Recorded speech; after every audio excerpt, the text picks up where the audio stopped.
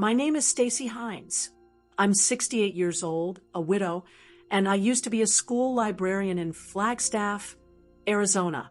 I spent most of my life raising my son, helping kids fall in love with reading, and keeping things simple.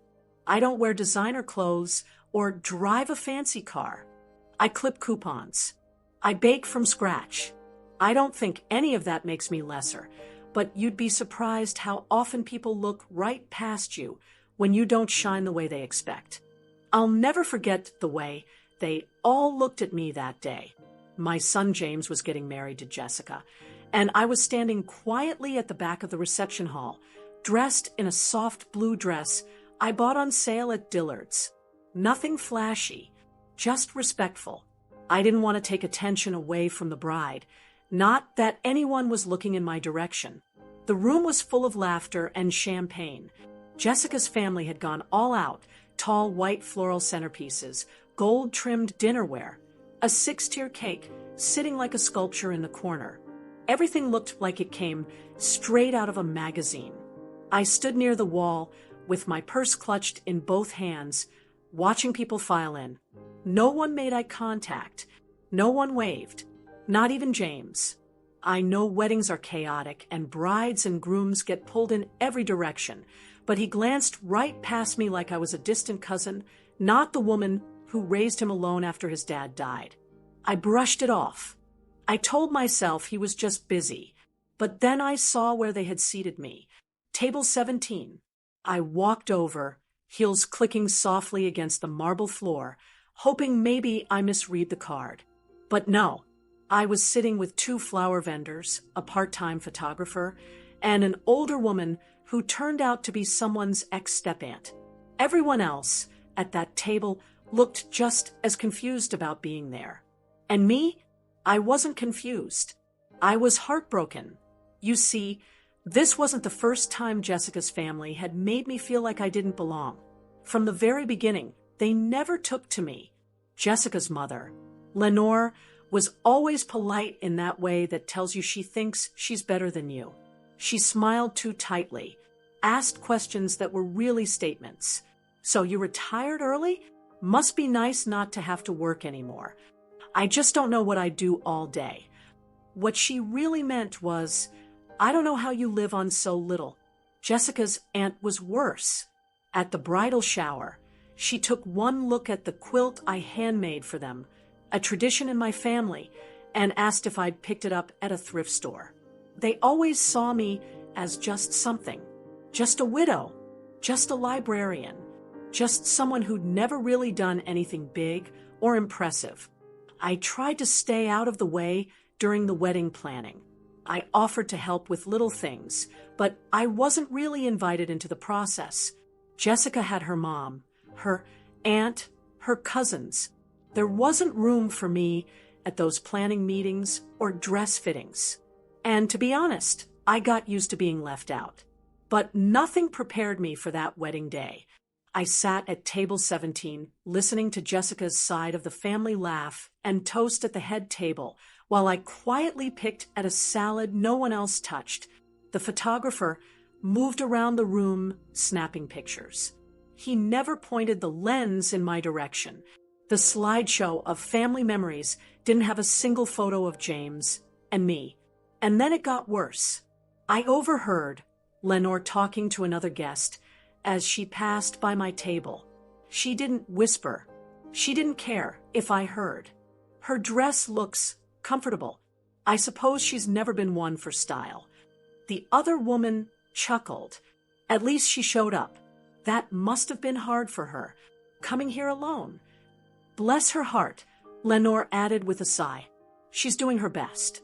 I looked down at my plate and breathed slow. I wasn't going to cry. I had cried enough over the years when my husband died, when James left for college, when I had to sell off most of the house just to get by. I wasn't about to cry in front of these women who saw me as nothing more than a sad little charity case. I straightened my back and took another sip of water. They didn't know the full story. They didn't know who I really was or what I'd quietly built with my life after loss. They had no idea what I'd sacrificed to get my son where he was. And they certainly didn't know about my brother. My brother, who told me 2 nights ago, "If you want me there, just say the word." I told him not to worry about it, that it was James's day, that I didn't want to make a scene. But after sitting at table 17 and hearing my daughter-in-law's family treat me like I was some pitiful outsider, I wished I had said yes. And then I remembered I had sent him the location anyway, just in case. So I pulled out my phone, opened a message, and typed 3 words. You were right. They all thought I was just the old mother-in-law with no class and no clout, but they were about to find out just how wrong they were. Have you ever been treated like an outsider in your own family? Leave a comment below. Your story might speak for someone else who's been through it too. When James first brought Jessica home, I could tell right away she came from a different kind of family. There was nothing wrong with that. People come from all walks of life, but the way she held herself, the way she looked around my living room like it was a museum of outdated furniture, said plenty. Still, I was hopeful. I welcomed her with open arms. I made a roast chicken just like I used to when James came home from college. I baked my peach cobbler from scratch. Jessica barely touched her plate. She complimented the cozy feel of my house, but the way she said it sounded more like a warning than a compliment. The next time we met, I was invited to a brunch with her mother and aunt. We went to some fancy place with avocado toast that cost $14. They both wore oversized sunglasses and talked about their club's upcoming charity event like I should already know about it. Lenore looked me up and down, then asked if I'd always lived in Flagstaff. Yes, I said with a smile. 38 years in the same house. She nodded slowly. Must be nice not to have to deal with the market. I smiled again. I suppose so. I paid it off after my husband passed. Jessica's aunt sipped her drink. That's admirable. And you were a librarian, right? 31 years. Public school. Yes, ma'am. I loved it. She gave me one of those smiles where the mouth moves, but the eyes don't. From that moment on, I realized they saw me a certain way, like I was this soft little woman who had never stepped out of her small-town life. That I was someone to pat on the head, not to take seriously. I didn't come from money, and I didn't dress like I stepped out of a catalog. That was enough for them to put me in a corner in their minds. I kept trying, though. When Jessica got sick one weekend, I made her homemade chicken soup and dropped it off. She thanked me politely, but later told James the soup smelled too strong for her taste. I sent her a birthday card with a handwritten note. She never responded. I chalked it up to differences and kept showing up. Then came the bridal shower. It was hosted at some country club in Scottsdale. I showed up on time, wearing a floral dress I'd worn to a retirement ceremony years earlier. I brought a set of embroidered dish towels. I made myself folded neatly into a gift bag. When Jessica opened it, she smiled, but it was the kind of smile you give when you don't know what else to do. Wow, these are handmade. That's so thoughtful. One of her cousins leaned over and whispered something. Jessica chuckled and quickly moved on to the next gift, a designer handbag. Everyone clapped.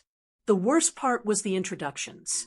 This is James's mom, Lenore said, waving at me while pouring herself more wine.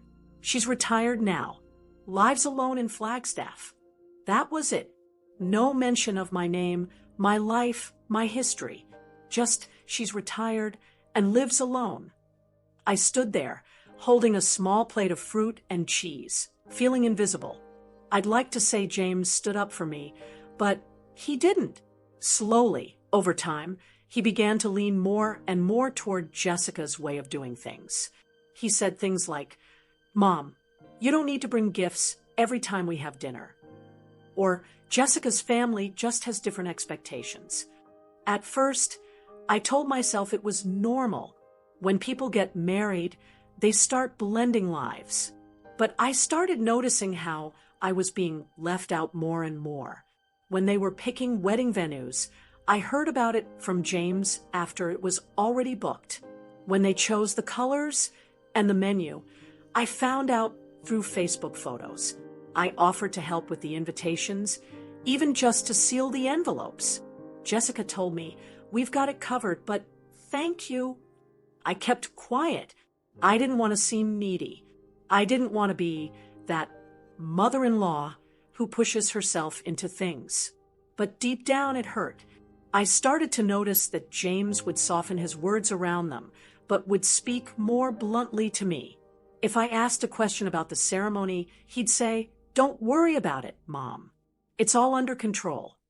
If Lenore asked, he'd give her full explanations and thank her for her help. One afternoon, I called him to ask if I should wear a certain shade of blue to the wedding. Jessica had mentioned soft tones. He sighed and said, "Whatever you want, Mom. It's not that serious." But when I saw the wedding day color palette printed in the program, everything was carefully coordinated. My blue dress stuck out. Of course it did. I started realizing they didn't want me involved, they just wanted me present. A warm body to nod and smile and stay in the background. And I did. I showed up. I stayed in the background. I brought my gift. I kept my head down. But the truth is, they never liked me. Not even from the start. Not because I said the wrong thing or acted poorly, but because I didn't fit their mold. Because I didn't have the kind of life they could brag about at fundraisers. Because I came from modest roots and never felt the need to pretend otherwise. Still, I kept thinking, maybe something would shift after the wedding. Maybe they'd see my heart eventually. But sitting at table 17, watching them laugh like I wasn't there, I realized they were never going to see me, not unless I made them. And that's exactly what was about to happen. I arrived early, as I always do. I didn't want to be late or cause a fuss. The wedding was held at a private estate outside Sedona, tucked into the Red Rocks with a view that looked like a painting. Jessica's family had rented the whole place out. Everything from the valet to the floral arrangements screamed money. A young woman in all black opened the car door for me and smiled politely. "Welcome, ma'am." I thanked her and stepped out slowly, holding my small clutch. The dress I wore was one I had picked out 3 months earlier, a soft lavender, not too bright, not too plain. It was tailored just right and cost me more than I usually spend, but I wanted to look presentable. It was James's wedding, after all. As I walked toward the main hall, I noticed a few people glance my way, then quickly look elsewhere. One of Jessica's cousins, I think her name was Kelly, leaned toward her friend and said something. They both laughed, but not loudly enough for me to hear. I kept walking. I wasn't going to start the day by assuming the worst. Inside, the staff guided guests toward the ceremony area. It was beautiful. Rows of white chairs lined up facing an altar made of birch and covered in soft pink flowers. A live string quartet played softly in the background. I looked around for James. I saw him, briefly, near the side with a group of groomsmen. He was laughing at something one of them said. I waved lightly. He didn't see me, or maybe he did, and chose not to wave back. I couldn't tell. A woman with a clipboard asked for my name and then pointed me to my seat. "You're in row D, seat 3. I nodded and followed the path. As I sat down, I realized I was placed behind Jessica's extended family. People I'd never met. Her uncle and his second wife. A few distant cousins. They all greeted each other with hugs and loud chatter. No one said a word to me. I sat quietly, hands folded in my lap. The ceremony started right on time. Jessica walked down the aisle with her brother since her father passed away a few years ago. Lenore dabbed her eyes with a handkerchief and gave a soft speech about love, growth, and family. It was sweet, but I noticed something. When she mentioned Jessica's upbringing, she spoke of their tight-knit family, how much her late husband loved Jessica, how proud he'd be today. Not once did she acknowledge James's side. Not even a small nod to me. I let it slide. It was their moment.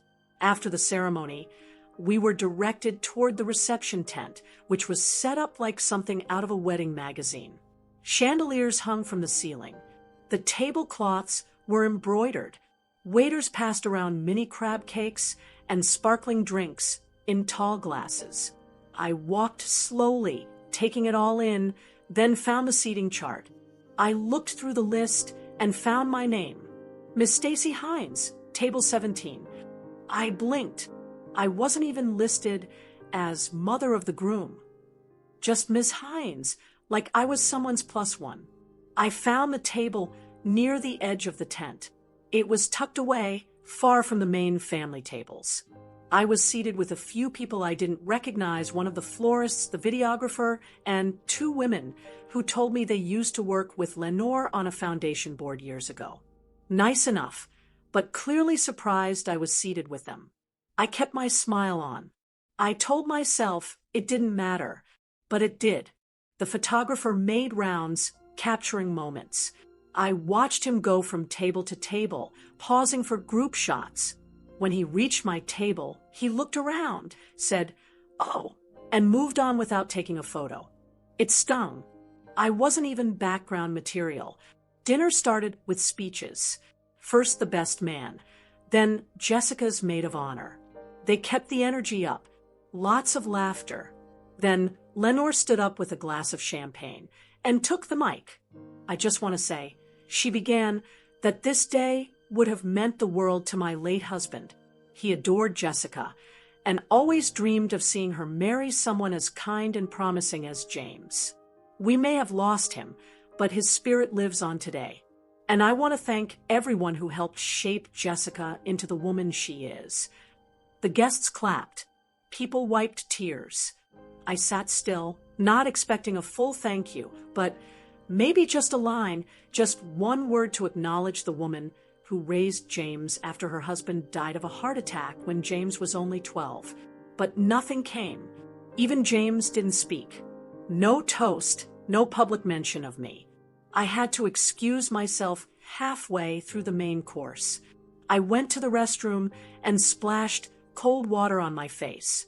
I looked in the mirror and saw a woman who didn't belong at her own son's wedding.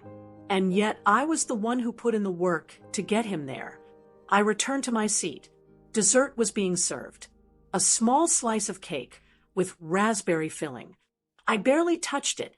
Then, as the dance floor opened and music played, a group of guests near the bar chuckled loudly. One of them, a man in a blue jacket, leaned toward another and said, "The mother of the groom didn't even bring a date." The other one laughed. Probably couldn't find one. They weren't whispering. I looked down at my phone. I had one unread message. It was from my brother. "Let me know if you want me to come by." I didn't hesitate. I typed 3 words. He's here now. My brother Calvin was always the quiet one.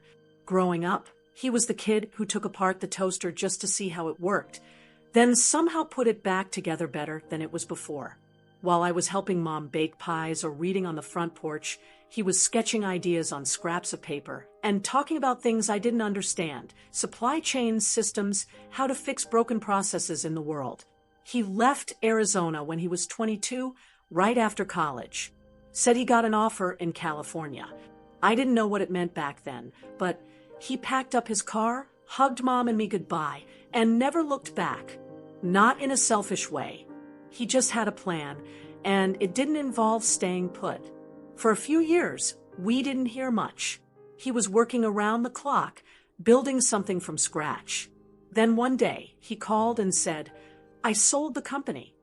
I remember sitting on the edge of my bed, phone pressed to my ear, wondering what that even meant. He explained he'd started a logistics software business out of his apartment in Oakland. It took off. Big companies started using it to track their supply chains, trucking, warehousing, inventory. Then a bigger company bought him out. He wouldn't say how much at first. That wasn't like him. He hated talking about money. Later I found out from an article someone forwarded me, the number had a lot of zeros. Calvin had become a billionaire before he turned 40, but you'd never know it by looking at him. He still wore jeans from the outlet mall and drove an older hybrid car. The house he bought in Sonoma looked like a regular ranch home on the outside, except the inside had bookshelves instead of TVs and a big kitchen where he cooked pasta from scratch. We stayed close through the years. I was the only one who really knew the full picture of what his life had become. After my husband passed, Calvin quietly helped me pay off my mortgage.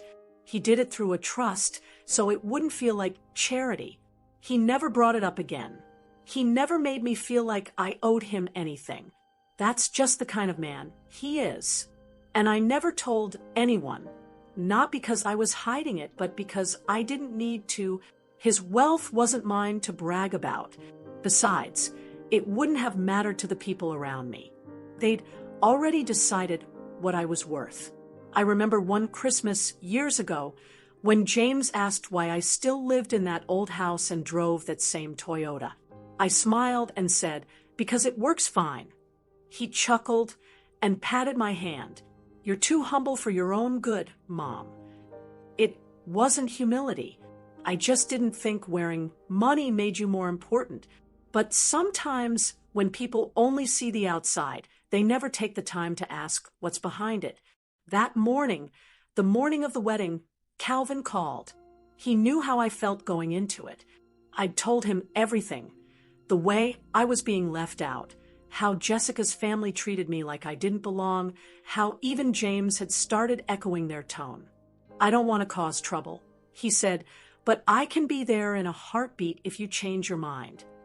I told him not to worry. I didn't want to put him in the middle of it, but after the ceremony, after the seating chart, the speeches, the jokes, I looked around that reception tent and thought, why not? So when I sent him that text, he's here now, I wasn't just calling my brother. I was calling back the part of myself I'd pushed aside for years, the part that wanted to be seen, even if just once. He didn't reply right away. Calvin isn't a man of many words. But 15 minutes later, I got a message. Pulling in now. I tucked my phone back in my purse and took a long sip of water. I looked around the room. All the polished guests, the expensive dresses, the waiters passing around, hors d'oeuvres that I couldn't pronounce. None of them knew what was about to walk through the door. Calvin wasn't just wealthy. He was respected. He sat on nonprofit boards, consulted with major companies, and still carved out time to teach workshops at the local community college. But if you met him at the grocery store, you'd think he was just a quiet guy who read a lot and didn't mind waiting in line. He never cared about attention. But today wasn't about attention. It was about truth. And the truth was, I wasn't just some lonely widow at table 17. I wasn't just James's mom who lives alone. I had spent a lifetime giving more than I took, raising a son who never had to worry where his next meal would come from, reading stories to other people's kids at the library, building a life from scratch after everything fell apart. And for once, I was going to be seen. Calvin had offered me a chance to remind them, and maybe even remind James that the quiet ones have stories too. That just because someone doesn't talk about themselves doesn't mean they haven't lived. That day, I didn't care about making anyone jealous or proving a point. I just wanted the truth to sit in that room with me, and it was walking through the door. I was back at my table, sipping the same glass of water I'd been nursing for an hour. A few guests had started drifting toward the dance floor, swaying half-heartedly to a soft pop song. Others lingered near the bar, telling the same polite stories to fill the silence. Nobody was paying attention to me. Then I noticed the staff by the entrance straighten up. A valet walked briskly toward the main tent and whispered something to the event coordinator, who glanced quickly at her tablet, then out the side window. She looked confused, maybe even nervous. I followed her gaze. A sleek black car had pulled up outside. It didn't look like a rental or something from the venue's shuttle service. It was too sharp, too quiet. The kind of car that moved like it didn't need to prove anything. The back door opened, and there he was. Calvin stepped out in a charcoal suit that fit like it had been made just for him, because it probably had. No logo, no flash, no gold chains. Just clean lines and quiet confidence. His salt and pepper hair was combed back, and he wore the same kind of watch he's had for years. Not a statement piece. Just solid, practical, like him. Two men followed behind him, both in plain dark suits, scanning the area. Most people wouldn't have noticed them, but I'd seen them before. Calvin doesn't always travel with security, but at crowded events, especially ones with this many strangers, he brings them along just in case. Heads started to turn. The buzz started small. A few guests near the bar glancing toward the entrance, whispering. Then it spread. Is that someone famous? Did the venue hire a speaker? He looks important.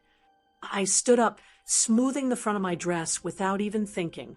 My heart pounded, not from nerves, but from something I hadn't felt all day, relief. Someone was finally showing up for me. Calvin walked through the tent entrance like he belonged there, not rushing, not pausing, just steady. His eyes found me right away. He didn't look around to see who was watching. He didn't check for permission. He walked straight up to me, opened his arms, and hugged me like he always does, firm and warm. "Sorry I'm late," he said quietly. "You're right on time," I answered. The tent had gone quiet, not silent, but close. That buzz of shallow chatter and forced laughter faded. People were watching. From a few feet away, I heard Jessica's aunt whisper, "Didn't she say her family were all teachers?" Someone else replied, "Yeah, so who's that?" Calvin pulled back from the hug and smiled. "You look great, Stace." I nodded, holding back the emotion that was bubbling up in my chest. Not tears, not sadness, just finally feeling like I wasn't invisible. Then he turned to the nearest group, James, Jessica, Lenore, and a few others standing near the main table. Calvin walked right up without hesitation. "Hi there," he said, offering his hand. "I'm Calvin, Stacy's brother. Thank you for including her today." James's eyes went wide. He blinked, then shook Calvin's hand. Jessica, to her credit, smiled politely. "Oh, we didn't know Stacy had a brother." "She doesn't talk about me much," Calvin said, keeping his tone kind. "But we stay close." Lenore took a step forward, clearly puzzled. "And what is it that you do?" "I'm mostly retired now," he said simply. "I do some consulting, work with a few nonprofits. I stay busy." That was all he gave her. Lenore tilted her head, trying to figure him out. But Calvin didn't explain further. He didn't need to. Then he turned back to me and lifted a champagne flute from a passing tray. He raised it slightly and said, "If you don't mind, I'd like to say a few words." Jessica looked unsure, but nodded. James looked around, like he wasn't sure what was happening but couldn't stop it. Calvin cleared his throat. "Evening, everyone. I won't keep you long. I just want to raise a glass to someone very special to me. My sister, Stacy." The clinking of silverware stopped. Glasses were lifted, but no one sipped yet. "She's the reason I'm standing here today. Growing up, she looked out for me, even when she didn't have to. She's the one who stayed behind and took care of our mom when I left to chase big dreams. She raised her son with strength and patience. And she's the kind of person who never asks for credit, even when she deserves it more than anyone in the room." I stood there frozen, trying to keep my hands from shaking. Calvin smiled gently and finished, "To my sister, the strongest person I know." If you're loving this moment as much as I did living it, hit the like button and stay with me because what happens next, they never saw coming. He clinked his glass with mine, and the room followed suit with scattered applause. It wasn't loud or wild, just quiet, respectful, maybe even a little stunned. I looked over at Lenore. She didn't smile. She didn't frown either. She just stared at me like she was seeing something new, or maybe something she missed entirely. And James, my son, his mouth was slightly open, like he had questions but didn't know how to ask them. The moment passed, but it had left a mark. You could feel it. Calvin didn't come to make a scene. He didn't come to one-up anyone. He came because I asked him to, because family, when it's real, shows up. And just like that, the energy in the room shifted. Not because Calvin made a speech, but because for the first time all day, someone acknowledged me for who I really was. And the rest of them, they had no idea what was coming next. The room didn't know what to do after Calvin's toast. The applause was polite at first, then a few more claps followed. Some people nodded and lifted their glasses, but the energy in the tent had shifted. You could feel it. There was this quiet tension, like everyone had just realized something they'd missed entirely. For the first time all day, I saw people actually looking at me. Not through me, at me.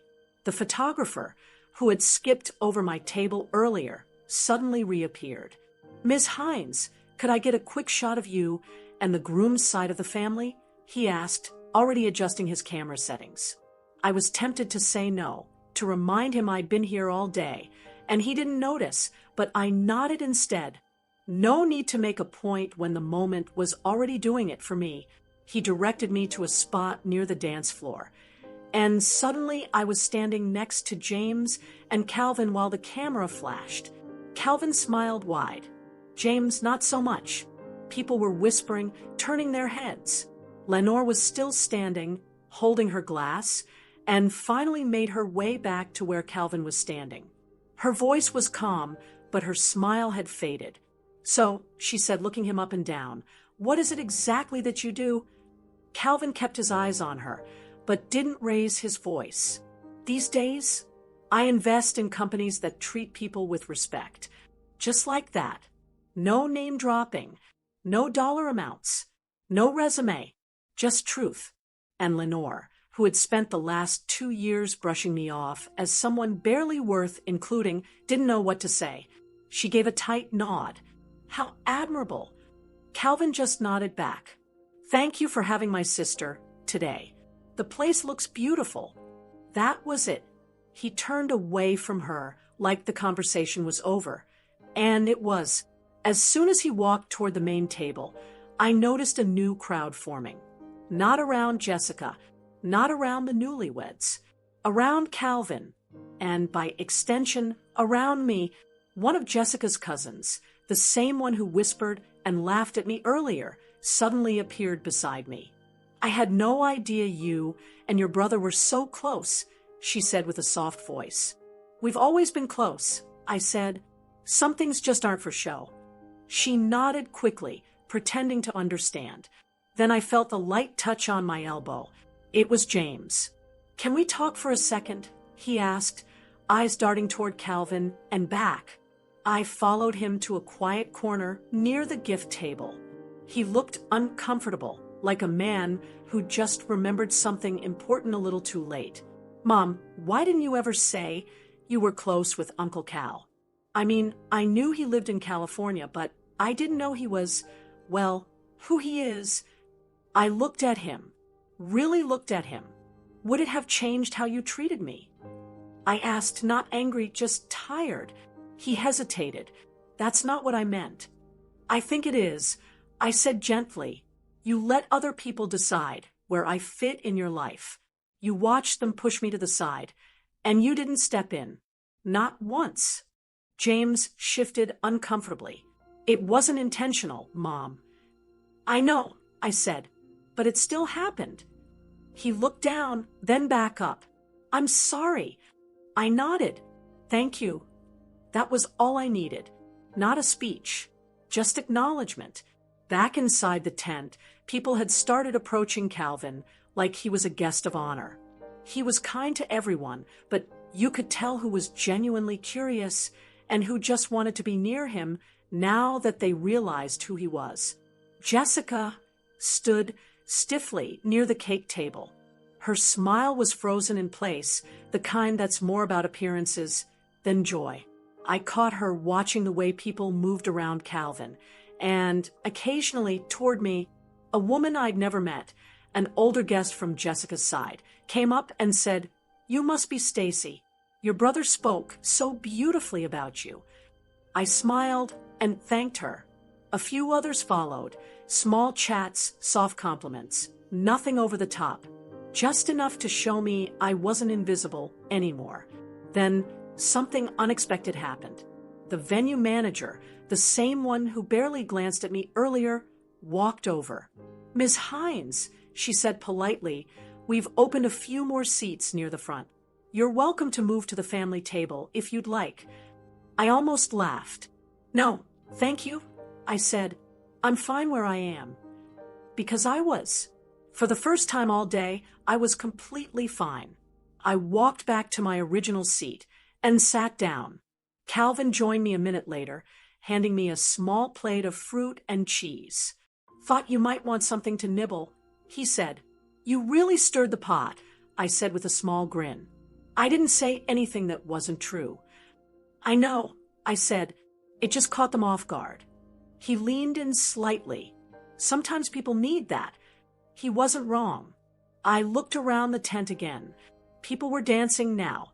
The music had picked up, the champagne was flowing again, but something had shifted.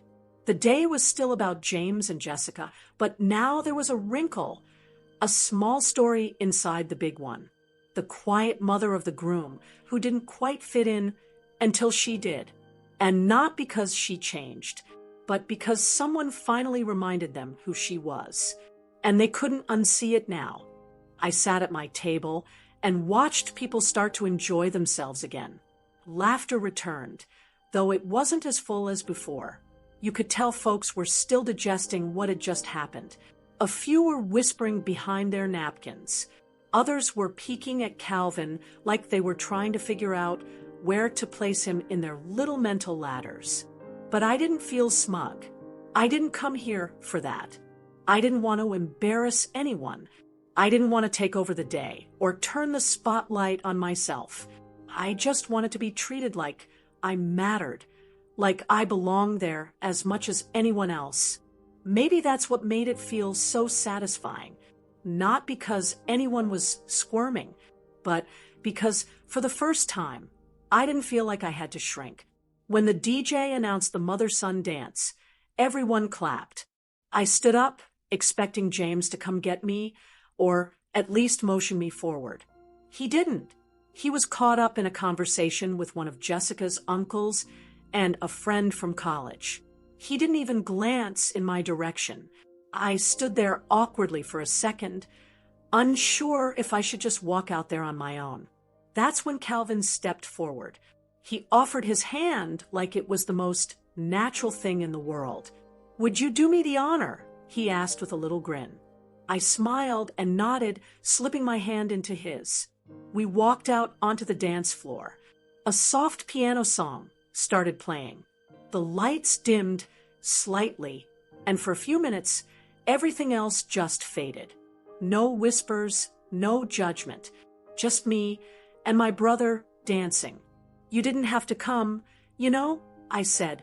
"I know," he replied, "but I'm glad I did." I looked around the room, saw the expressions, some surprised, others just watching. He leaned in and said quietly, "You never needed me to prove your worth, but I'm glad they saw it." My throat tightened, but I smiled. He was right. I didn't need a show, but it felt good to finally be seen, not for what I didn't have, but for who I've always been. When the song ended, we stepped aside to let the next couple take the floor. I was about to return to my seat when Lenore appeared, wine glass in hand, her smile strained but in place. That was a lovely dance, she said. Your brother is quite the presence. Thank you, I said calmly. She shifted a bit, adjusting the strap of her dress. You really should have told us who you were. I think we all assumed. She didn't finish the sentence. She didn't need to. I did tell you, I said simply. You just didn't listen. She blinked, then forced another smile. Well, it's been quite a day. Yes, it has. That was the end of that conversation. Jessica, on the other hand, stayed at the far side of the room. She didn't come over. No words, no nod, no eye contact. She stood close to her mother and chatted with guests, laughing at stories, pretending nothing had happened. And honestly, I was fine with that. I wasn't looking for an apology. I wasn't waiting for a hug or a tearful moment. That part of me, the one that used to hope they'd come around, had let go. It took me years to understand that not everyone will like you. Some people won't respect you no matter how kind or giving you are. And sometimes it's not your job to fix it. What mattered to me was that I didn't let them change who I was. I didn't become bitter. I didn't stoop to their level. I stayed steady even when it felt like no one was paying attention. I could have walked into that reception with Calvin beside me from the start. We could have made an entrance, but that would have missed the point. This wasn't about revenge. It was about dignity. And in a room full of people who tried to make me feel small, I stood tall in my own quiet way. I didn't raise my voice. I didn't demand space. But I didn't back away either. The rest of the evening moved along.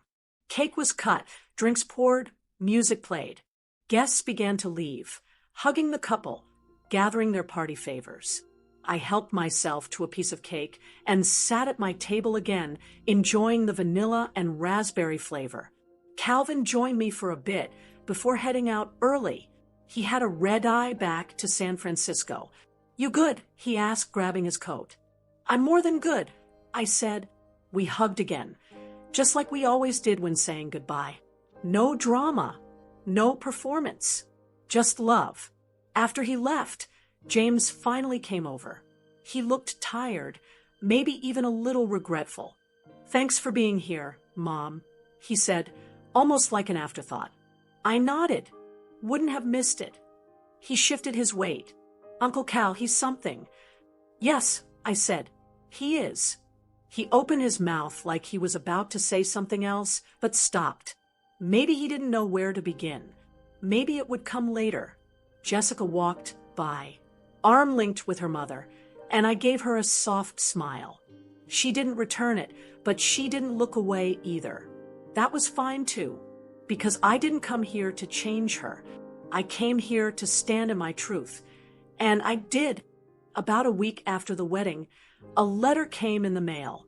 Real paper, envelope, James's handwriting on the front. I opened it slowly, unsure what to expect. Inside was a note, not long, but thoughtful, careful. He wrote, Mom, I've been thinking a lot about the wedding. I know it didn't go the way it should have for you. I was caught up in everything. The people, the planning, the pressure. I let others take the lead. And in doing that, I let them push you aside. I'm sorry. You've always supported me, even when I didn't deserve it. I saw that more clearly this week than ever before. It ended with, I love you. I hope we can talk soon. It meant something to me. It didn't erase what happened, but it showed growth. He was taking responsibility, not offering excuses. Jessica didn't write. She didn't call. And I didn't expect her to. Some people aren't ready to see what they've done. Or maybe they just don't care to. Either way, I made peace with it. Calvin called a couple days later, just to check in. We talked about his trip home and how strange it was to see so many unfamiliar faces at the wedding. Then he brought something up. I've been thinking, he said, what would you say if I set up a little scholarship fund in your name? For young women going into teaching. It'd be small at first, but I could grow it. I smiled, touched by the offer, but I told him no. Thank you, I said. Really? But I'm good. I've had a full life, Cal. I don't need a name on a plaque. I just want to keep doing what I love. And I meant it. A few days after that, I went back to the local library. I'd volunteered there. Since retiring, helping with story time and mentoring teens with college essays. The staff welcomed me with warm hugs and fresh coffee. No one asked about the wedding. They just handed me a stack of new books to sort and invited me back into my little reading nook like I'd never left. That's what real community feels like. Quiet, consistent. That weekend, I led a creative writing group with 6 teenagers, bright girls who reminded me a lot of myself at that age. Smart, unsure, full of ideas. I read their drafts, gave gentle feedback, and shared my own stories, not to impress them, just to help them feel seen. I found more comfort in that small library room than I did in the entire wedding tent, because here, nobody cared about last names or family money. They cared about stories, about listening, about showing up. For the first time in a while, I felt rooted again. I wasn't hiding behind anything. I wasn't waiting for approval. I wasn't trying to prove I belonged. I just belonged. It hit me one afternoon as I was shelving returned books. I had spent too many years shrinking myself to avoid making others uncomfortable. I didn't want to seem proud or boastful or too much of anything. I'd learned to keep my voice low, my opinions to myself, and my presence small. But that never really protected me. Being quiet doesn't keep you from being judged. It just keeps you from being known. Now, I was done shrinking, not because I wanted to take up space in some grand way, but because I realized that soft-spoken doesn't mean invisible, and kindness doesn't mean weak. It took a long time for me to accept that I didn't need to wait for someone else to validate me. Not my son, not my daughter-in-law, not her mother, not anyone. I stopped second-guessing my place in people's lives. If I wasn't welcomed with respect, I didn't force it anymore. That was new for me. And freeing. There's a quiet power in deciding where you will and won't be treated a certain way. Calvin and I still talk every week. We laugh about little things and send each other books to read. He's the only one in my family who never forgot who I was.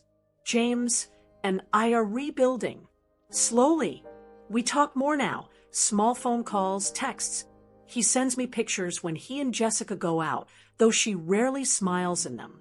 We haven't had a deep conversation yet, but we're getting there. I think he's starting to realize that being a good son isn't just about gestures. It's about showing up when it counts. And me, I've been showing up for myself. I walk every morning. I bake bread on Sundays. I keep my house tidy and warm. I read. I volunteer. I laugh more now.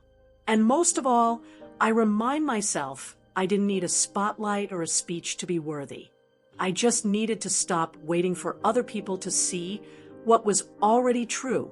To the women listening, the ones who've been sidelined by in-laws, talked over at family dinners, or made to feel small at their own child's wedding, I want to say something. You don't have to yell to be heard, and you don't need to earn love that should already be yours. Sometimes healing isn't loud. Sometimes it's just deciding you're enough and living like it. If you've ever stood your ground with quiet strength, type "I see you" in the comments. Let's remind each other how powerful dignity can be. It's been a year since that wedding. Time didn't fly, but it moved one honest step at a time. I was recently invited to speak at a women's luncheon held by our community center. It was a small event, about 30 women, most of them retired, some widowed like me, others just searching for connection. The theme was redefining strength after 60. I didn't prepare a formal speech. That's never been my way. I just told them the truth. I told them about being left out at my son's wedding, about being treated like I was nothing more than just the mother-in-law. I told them how I stayed quiet for too long and how I finally stood up, not by yelling, but by simply being myself and not apologizing for it. I told them about my brother Calvin and how he showed up for me in a way that changed everything, not because he was wealthy, but because he reminded me that I've always mattered. I didn't share it to shame anyone. That's not what the story was for. I shared it because too many women sit in silence, thinking they're the only ones being overlooked, the only ones made to feel small after giving their whole heart to a family that doesn't always return the same care. I saw a few women nod while I spoke. One even wiped her eyes. And after the luncheon, one of them came up to me and said, "I thought I was the only one. Thank you." That alone made it worth it. As for James, well, he's trying. He checks in more often now. He even came over last month just to help me fix a fence post in the backyard. No big conversation, just time spent. And that matters. Jessica is polite. That's the word for it. She sends a card on my birthday. She smiles when we cross paths. But there's no warmth, no apology. I'm no longer waiting for one. They're expecting a baby this fall. My first grandchild. When James told me, his voice was soft, like he wasn't sure how I'd respond. I smiled and told him I was happy for them. But I also made one thing clear. I'll be part of this child's life, fully and lovingly, but only if I'm respected. He nodded. I think he understood what that meant. I won't be the grandmother who gets called when it's convenient and ignored the rest of the time. I found my footing again. I won't lose it for anyone. Calvin and I still talk every Sunday evening. Sometimes we talk about books or what we're cooking. Sometimes we don't talk at all, just sit on the phone together, reading or sipping tea. Those quiet connections mean more to me now than anything grand. We've even taken a few short trips. Nothing flashy. A weekend in New Mexico, a visit to a small town in Oregon with a bookstore he knew I'd love. Just two siblings spending time together. No titles, no show. That's the life I want now. Simple, real, full of people who see me as I am. The biggest change, it's inside me. I no longer walk into rooms wondering where I fit. I stopped waiting to be invited.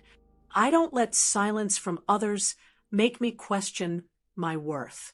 I know who I am, and I stand in that.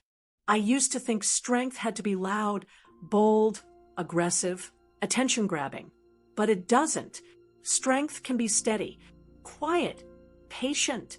It can live in the way you hold yourself, even when others don't hold space for you. Before the story ends, hit that subscribe button if you want more stories that speak to your truth. And share this with a friend who needs to hear they still matter. At the luncheon, I ended with this. You don't have to raise your voice to be heard. Sometimes the softest person in the room carries the deepest strength. That's what I've learned. I'm not here to prove anything anymore. I'm here to live in peace, with purpose, and on my own terms. To those of you watching or listening, maybe you've been where I've been. Maybe you were the one at the back of the room, overlooked or dismissed. Maybe you've been called extra, difficult, or outdated just for standing in your truth. If that's you, let me tell you this. You are not alone. Your life still matters. Your voice still matters. And the moment you decide to stop asking others for permission to matter, that's the moment everything changes. I hope my story reminds you that you're not invisible, not to yourself, not to the people who truly care. Now, I want to hear from you. Have you ever been dismissed by in-laws or family, only to later show them who you really are? Or did you learn, like I did, that true worth comes from how you see yourself, not them? Share your story in the comments below. It might just help someone else finally feel seen. And if this story touched you, if it reminded you of your own strength, please take a second to like the video, share it with a friend, and subscribe for more stories like this one. You deserve to be heard. You deserve to be whole, and you are never too old to rewrite your story.